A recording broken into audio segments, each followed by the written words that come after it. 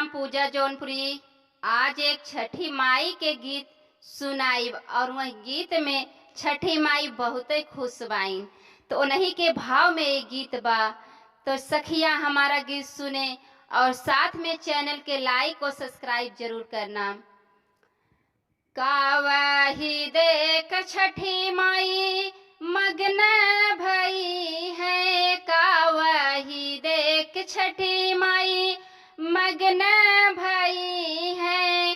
काव देख मुस्कानी छठी हो मैया, काव देख मुस्कानी छठी हो मैया। नारियल देख माई मग्न भई है, नारियल देख माई मग्न भई है। चुनरी देख मुस्कानी छठी हो मैया, चुनरी देख मुस्कानी छठी हो मैया। कावही देख छठी माई मग्न भई है, कावही देख छठी माई मग्न भई है।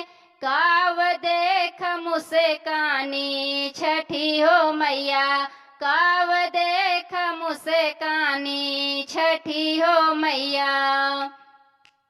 उखिया ही देख छठी माई मग्न भई है, उखिया ही देख छठी माई मग्न भई है।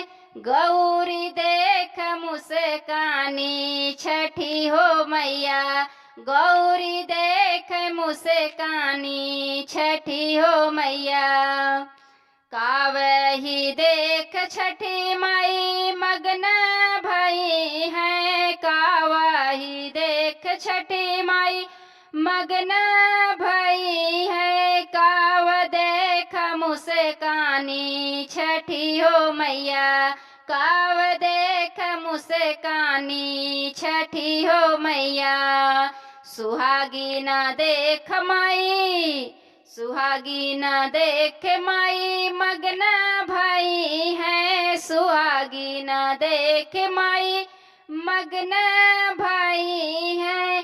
पूजा सेवकिया के देख मुस्कानी छठी हो मैया, पूजा सेवकिनिया के देख मुस्कानी छठी हो मैया।